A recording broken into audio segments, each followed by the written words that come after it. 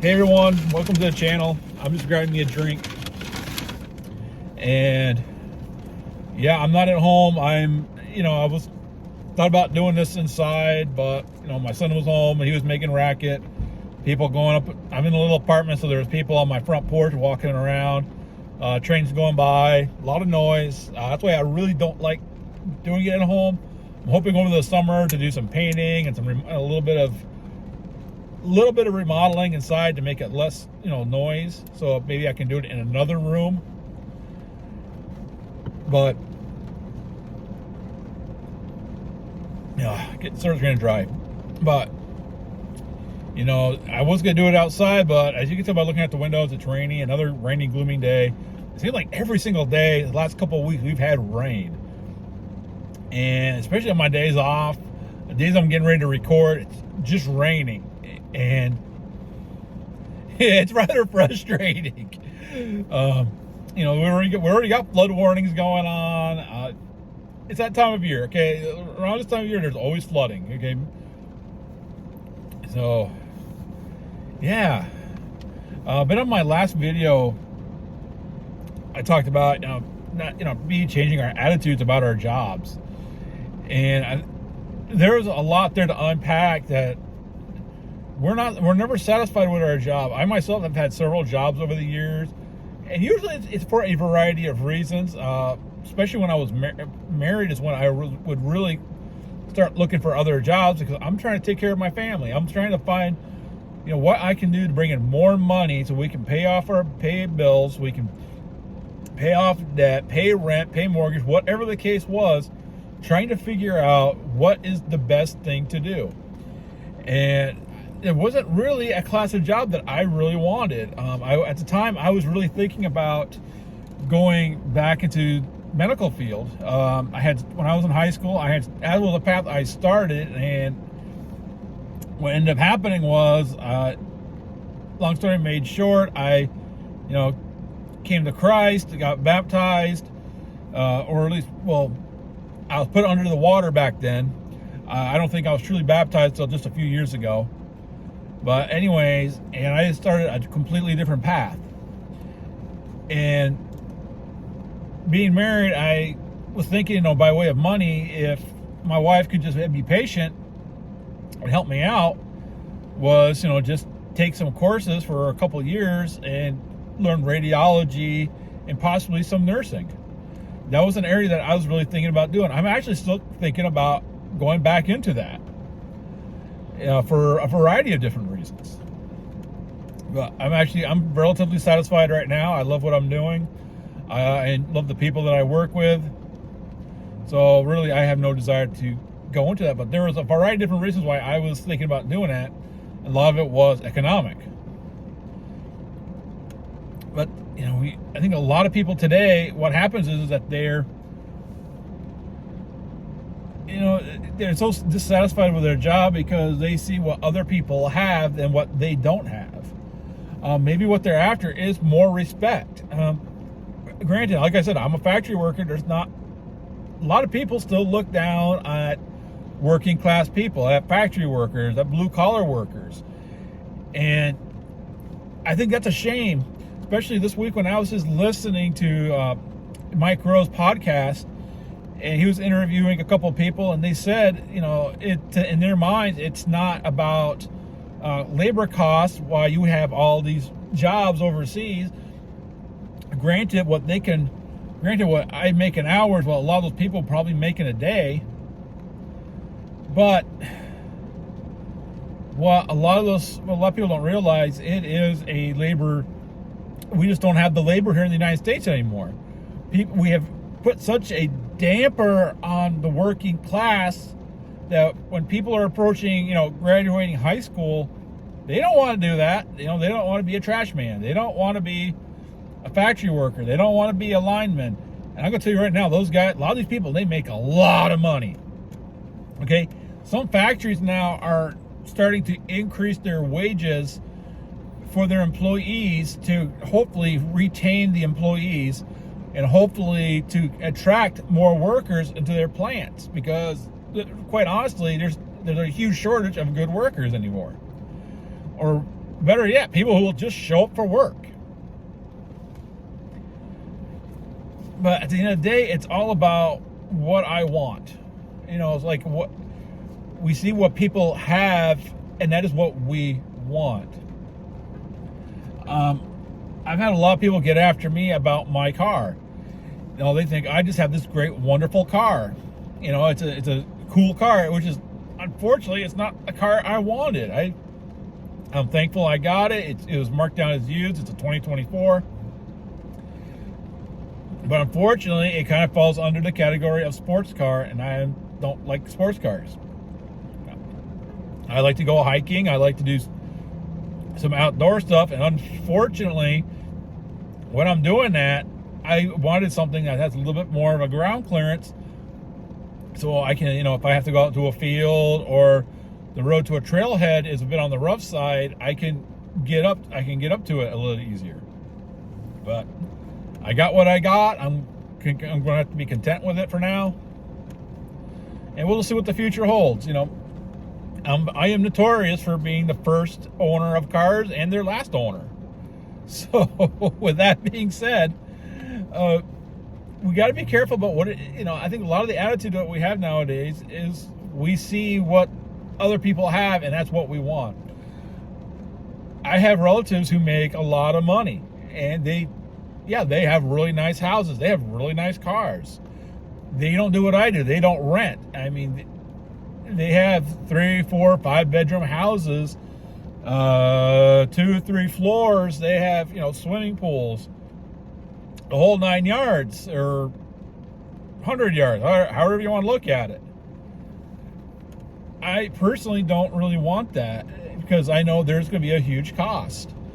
The book of Exodus, chapter 20, verse 17, that's actually the last of the 10 commandments. And it goes, "You shall not covet your neighbor's house.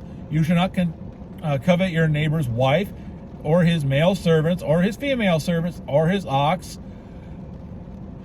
or his donkey, or anything that your neighbor has." Now, I might not have quoted that quite right, but you get the gist.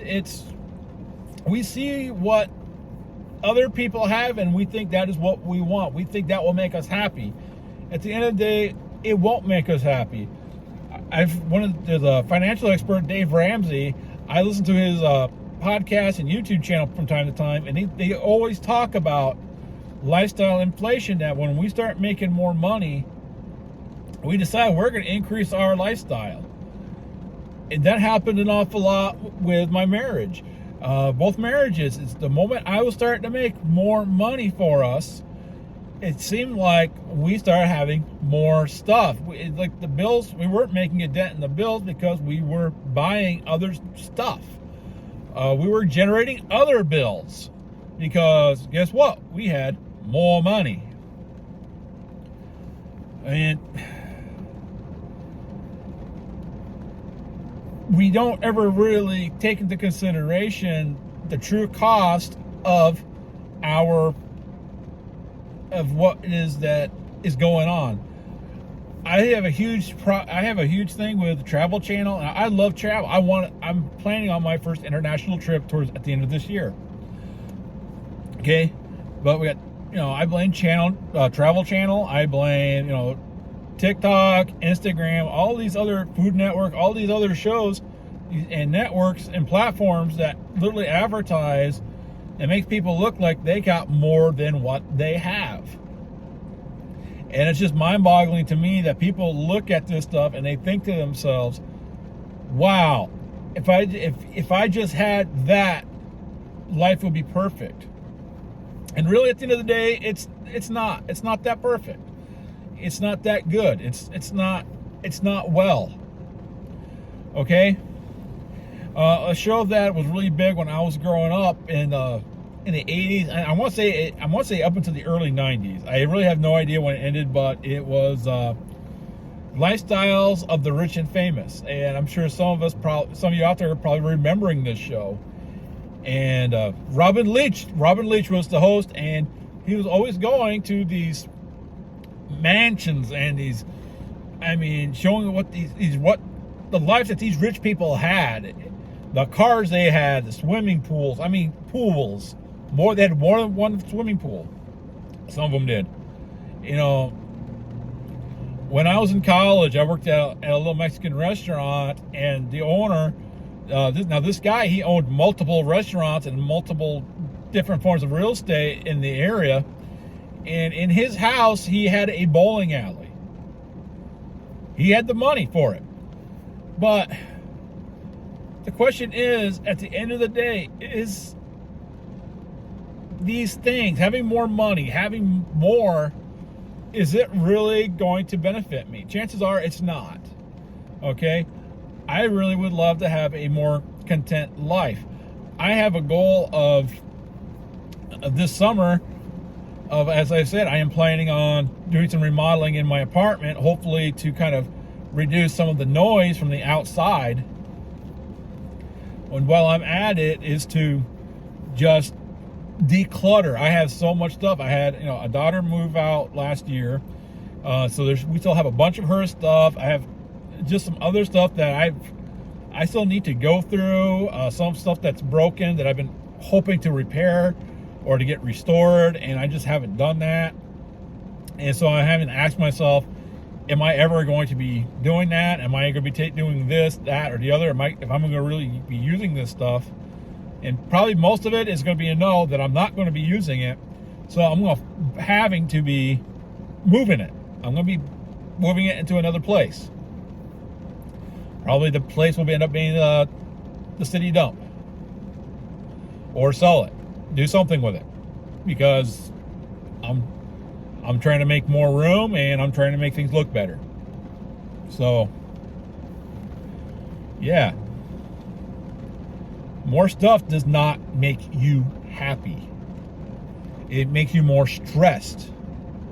If you want a bigger house, and I've heard this time and time again, people, they see the big house, and they say to themselves, I want the big house. And so they'll go and buy the big house.